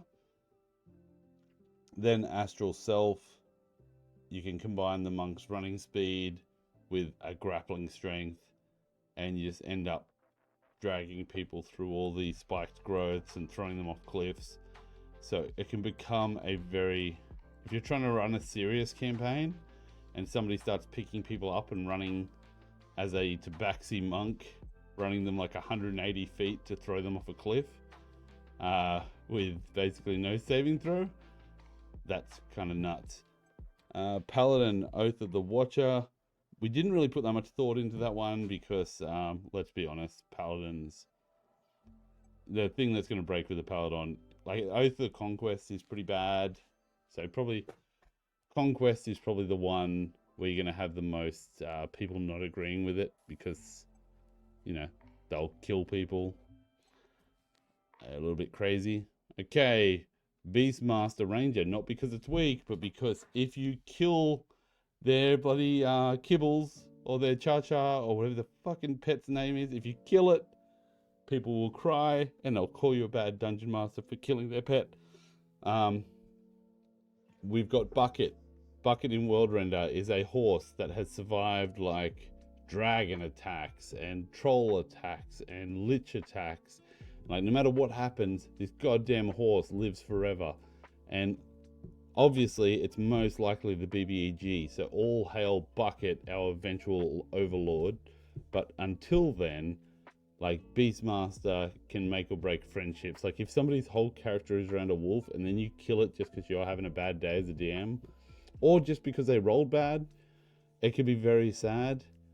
And people might not want to play their class anymore, because if they have to go through training shit up again, there is a new thing that you can summon it, but nobody uses that because it's dumb. The way they handled in Critical Role with Trinket, with finding a iron flask, whatever it was, where they could suck Trinket in or any living thing in, like a Pokeball. I choose you, Trinket. That was a good way, and the fact that all the... Like, it's great for getting groups together and everyone's like, yeah, well, let's get the bear armor. Let's get the bear shoes. Let's get the bear, like... I don't fucking know what bears need. Armor and shoes. That's about it, right? Anyways. I forget why we did the hunter. I think it was... Oh, it was all the arguments over the crowd breaker and the... artillery shot, whatever that's called, because everything was very weird. And one of them is like, yeah, you can shoot one arrow and then it hits everything within 10 feet of it, but you need to have one arrow. So if you're counting arrows and you do this twice, that's probably it. Like, the Legolas, I'm pretty sure, carried 11 arrows. So, like, that's probably not good. If you're counting arrows and then this dude does 2 of these attacks, that's it. Aberrant Mind, this is what we covered. Assassin. Now, the reason Assassin is on the list is because, you guessed it, the Assassinate feature at level 3. So... Initiative, how that works. Surprise round, how that works. Half the Assassinate feature is if you hit them, or if you attack them before their turn, you get advantage on it. Let me just look this up. I like being right. Now, I'm not arguing from a place of wanting to be right. I'm arguing from a place of always being right and just wanting to stay there. Okay, Assassin. Advantage on attack on rolls that haven't had their turn yet. In addition, any hit you score against a creature that is surprised is a critical hit. So they've got to be surprised. So for this Assassinate feature to work, you need to, 1, have rolled initiative. 2, go before the other creature, and 3, have attacked from stealth so that you're surprising them, because if you're doing it in like a bar fight or even a combat where they're coming to fight you and you just attack them before their turn, it doesn't do it. So it's an argument waiting to happen. I know so many people that are very, very experienced and they just get rid of this bit here.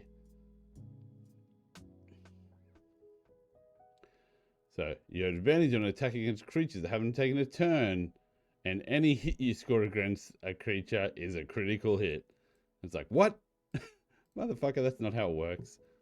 Also, there's lots of arguments about this shit. But anyways, that's it. And the other one's Inquisitive, and that's purely for this shit here. This argument, every DM does it different, and it annoys the shit out of me, because to me, I know ability checks don't count for natural ones, but for me, natural ones are generally naturally ones. So if you don't want him to roll for it, you don't get him to roll for it. But every roll below 7 or lower, treat as an 8. Now, rolling a 1 is lower than a 7, so a 1 should get treated as an 8. A lot of DMs really like natural 1s and dancing on the graves of their players. So I've seen a lot of arguments with this one. I've seen a lot of arguments with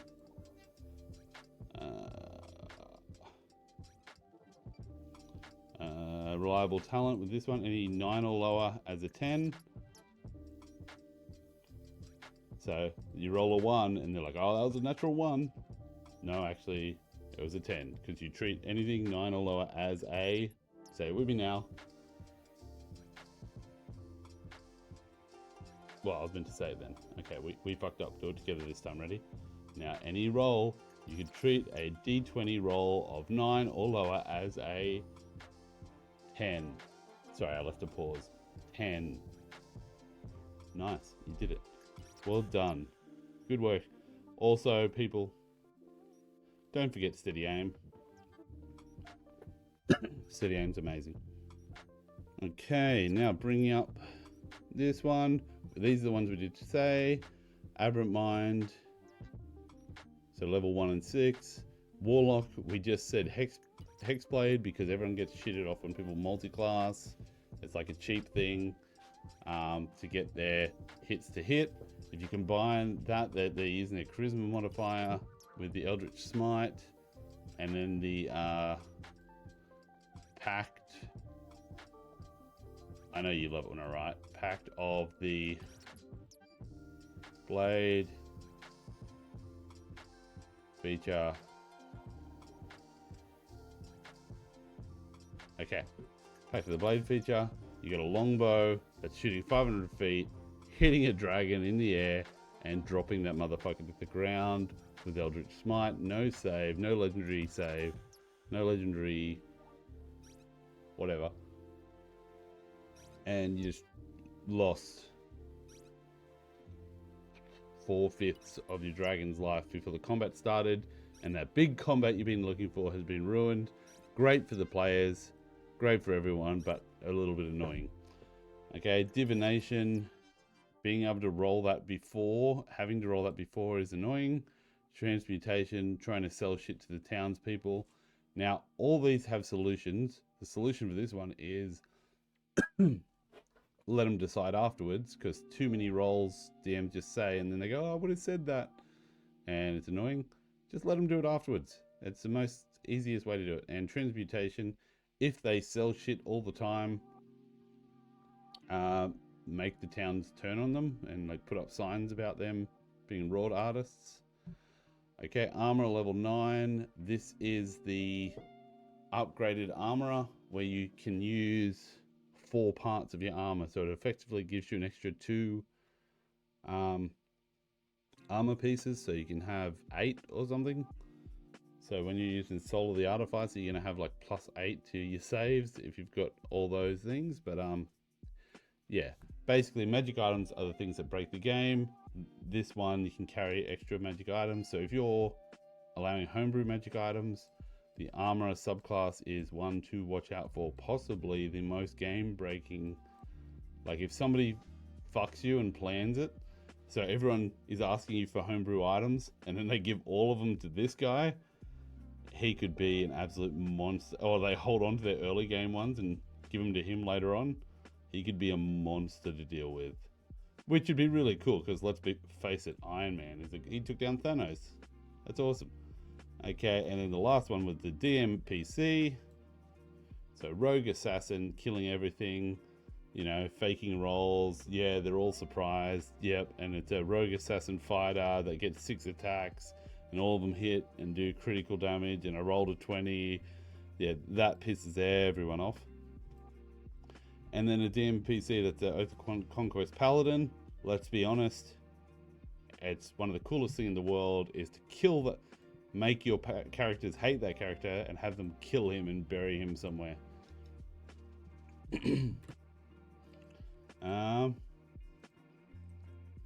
SAO Abridge, role player, poison,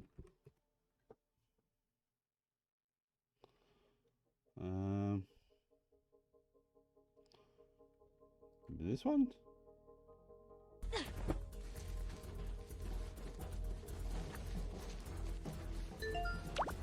The following is a fan-based parody. I know. Fine, following the Knights of Can attest. You? on Oath. Nah. Fantastic. Welcome aboard. Come again. No, not interested. As I'm sure Fluffles can attest, Scoots and I go together about as well as puppies and fire ants. Yes, thank you, Fluffles. Very illuminating. Why'd I agree to put a friggin' cat on the council?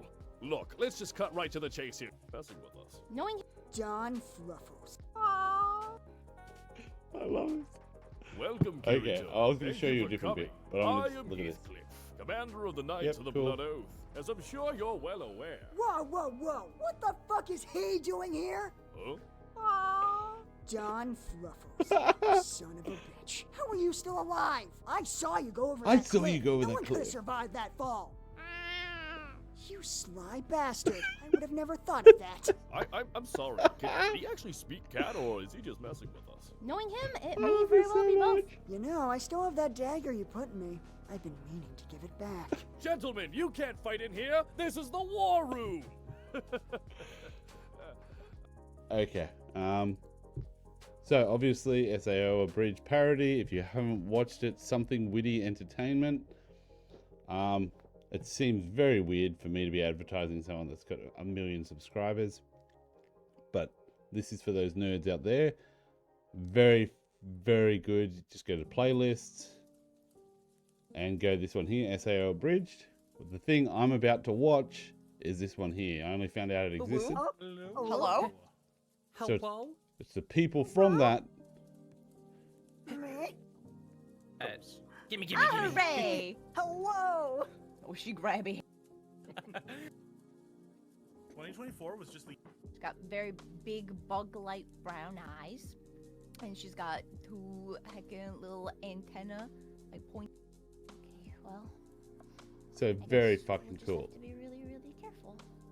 And make sure that you inspect the ship we're going to go on to thoroughly. All right. So, something witty entertainment. Look it up. Dimension 20 Fantasy High. Look it up. Social Pillar Podcast on Twitch. Look it up. All right. Next up, we've done that. We've done that. We've pretty much finished everything. That's it. We did it, guys. We did it. We did it. We got all the subclasses done. And now to wrap it up nicely in one little video. All right, so we've talked about this, we've argued about this. Here are the classes to look out for when you're running a game. Not to look out for as in like don't allow them, just read up on them and read their abilities. So Barbarian, you've got Path of the Beast, Path of the Juggernaut. Bard, you've got College of Eloquence, College of Tragedy. Now the Tragedy one is more a mechanical, how does it work in the game, make sure everyone understands what a soliloquy is and understands what the class does, because it's going to be very confusing for people that haven't done much reading or understand that sort of shit. Cleric, we've got Order and Twilight. Druid, we've got Blighted and Shepherd. Shepherd is mainly for the amount of time fights take when everyone starts summoning shit that don't die. Fighter, we've got Rune Knight, which is just a broken subclass, horribly written. The Barbarian, Path of the Giant did it way better. Rune Knight should be deleted from everybody's memory. Echo Knight's one of the best subclasses, but this level 7 runaround thing can be a little bit confusing and can be game breaking, kind of like sending a familiar through a dungeon. Monk, you got unlimited rebuts or whatever they are, reactions on the Cobalt, and the Astral Self being able to use Wisdom for strength and athletics, running people around 180 feet with it as a tabaxi and throwing them off cliffs, always good. Paladin, Lawful Good is just a pain in the ass, no one likes them. Ranger, we've got Beastmaster, don't kill Trinket. If you kill Trinket, you lose friends. Rogue, you got Assassin and Inquisitor. Sorcerer, you got Aberrant Mind, because, oh my god, most powerful subclass in the game for fuckery. Warlock, you got Eldritch Smite, Hexblade, mixed with Pact of the Blade feature, so hitting something that's flying and making it drop out of the sky. Like a spaceship flying overhead 600 feet, you shoot and it just drops out of the sky and dies. Wizard, Divination, obviously, can fuck with your transmutation, can fuck with your artificer. We've got the armorer, possibly the worst subclass of the game for this, because as we all know, magic items break D&D. That's why challenge ratings don't work, because the magic items can't be accounted for. Give someone an extra 2 magic items from homebrew and they will give you a hard time. Then DM NPC, a rogue assassin that kills everyone, or an oath of conquest that starts fights with everyone and doesn't let anyone do any fun stuff like steal, murder, and mayhem. Like, everyone loves to be murder hobo every once in a while. And that's it, people. We did it. Now we can move on to a Lancer campaign. Go Lancer! All right, so that's that done. For Lancer, I will be doing Tailspire, which is very cool. I'll be running the guys through. Let me just jump on here, Lancelot. So I'll make sure I got enough spots. What the fuck is that? So we have Lukey there, Caleb there. Oh, sorry, Saxy and Big Games there. And then Roscoe, Bosco, and Nevi Baby there. What the shit is that? Who's sending me love messages? Close, close. What the shit just happened? You, fuck off. Oh my god. Shut the... Sorry, excuse me, I gotta...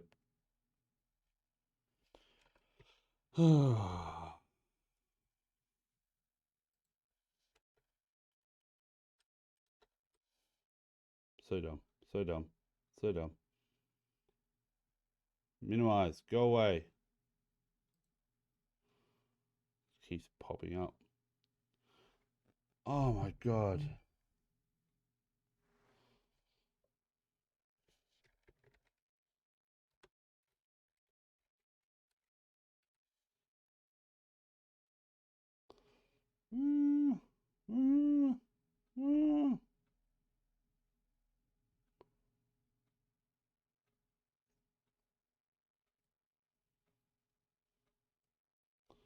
Yeah, that's gone away now.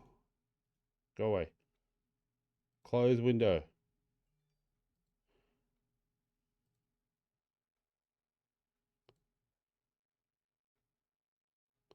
Do not allow. Go away. Not now. Go away. Oh my god, what is this? I never clicked you.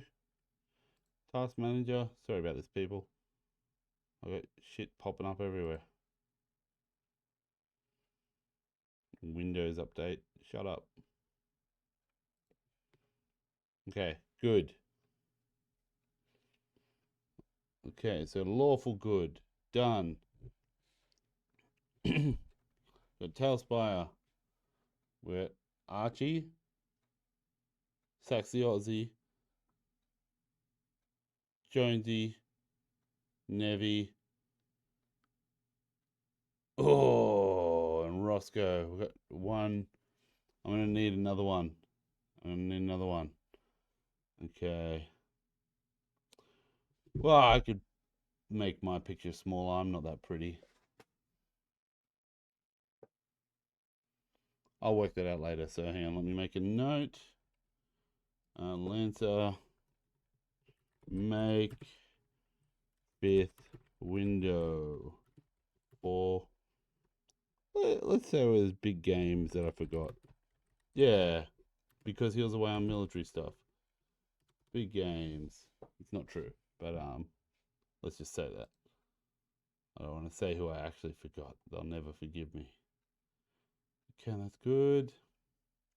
Bam! That's it. So I'm just going to play a game of Snake. So I might just log off then. Someday we're going to get someone to use the feature. We're going to get a whole argument going.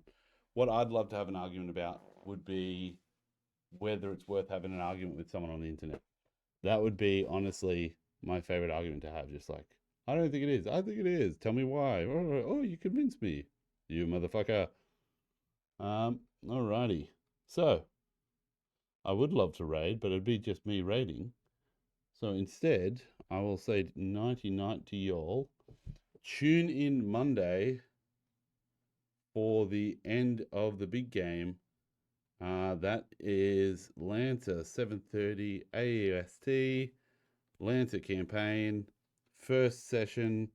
The Army Boys are my crash test dummy. I'll put some crash test pictures here until they're done. And they're going to be going to the target range. They've got a few other places to go to, but it's going to be unreal. All right. Have a good one. I'll talk to you next time. See you next time at The Movie.